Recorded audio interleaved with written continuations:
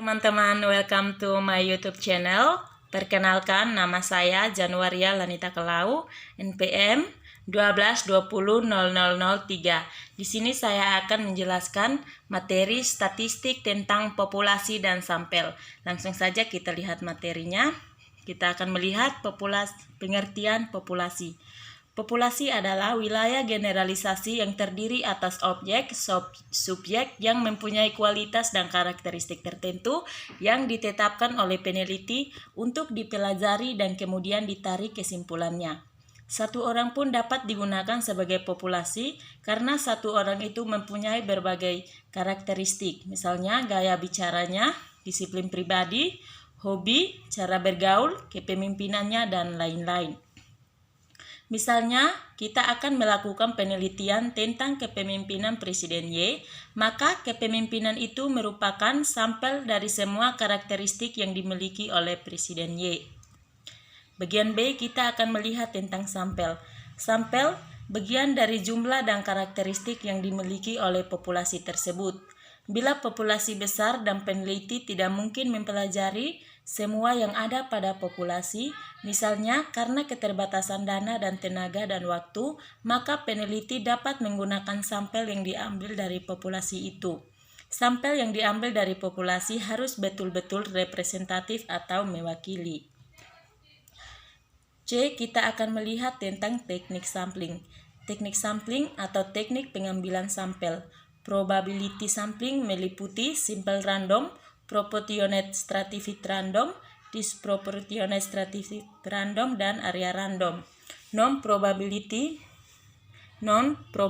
sampling meliputi sampling sistematis, sampling kuota, sampling aksidental, purposive sampling, sampling jenuh, dan Snowball sampling. Probability sampling, teknik pengambilan sampel yang menggunakan teori probabilitas dalam pengambilan sampel. Simple random sampling, teknik pengambilan sampel yang memberikan peluang yang sama bagi setiap anggota populasi untuk dipilih menjadi anggota sampel. Proportionate stratified random sampling, teknik ini digunakan bila populasi mempunyai anggota atau unsur yang tidak homogen dan berstrata secara proporsional. Disproportionate stratified random sampling. Teknik ini digunakan untuk menentukan sampel bila populasi berstrata tetapi kurang proporsional. Cluster sampling atau area sampling digunakan untuk menentukan sampel bila objek yang akan diteliti atau sumber data sangat luas, misalkan penduduk dari suatu negara, provinsi, atau kabupaten.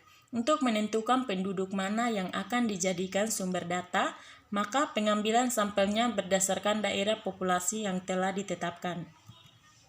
Non-probability sampling, teknik pengambilan sampel yang tidak menggunakan teori probabilitas. Sampling sistematis, teknik pengambilan sampel berdasarkan urutan sistematis dari populasi anggota yang telah diberi nomor urut. Sampling kuota, teknik untuk menentukan sampel dari populasi yang mempunyai ciri-ciri tertentu sampai jumlah kuota yang diinginkan. Sampling aksidental, teknik pengambilan sampel yang berdasarkan kebetulan, yaitu siapa yang secara kebetulan bertemu dengan peneliti yang digunakan sebagai sampel. Sampling purposive, teknik pengambilan sampel dengan pertimbangan tertentu seperti keahliannya. Sampling jenuh, teknik pengambilan sampel bila semua anggota populasi digunakan sebagai sampel. Snowball sampling, teknik penentuan sampel yang mula-mula jumlahnya kecil, kemudian membesar, seperti bola salju yang menggelinding yang lama-lama menjadi besar.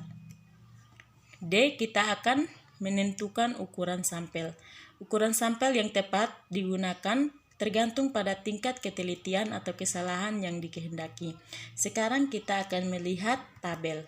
Nah, tabel 5.1 ini penentuan jumlah sampel dari populasi tertentu dengan taraf kesalahan 1%, 5%, dan 10%. Di sini teman-teman bisa melihat sendiri sampelnya. Kita lanjut. Bagian E, contoh menentukan ukuran sampel. Bila diwakili siswa kelas 3 sebanyak 300 siswa atau populasi, maka dengan menggunakan taraf kesalahan 10% dapat digunakan sampel dengan ukuran N sama dengan 207. Bagian F. Cara pengambilan anggota sampel.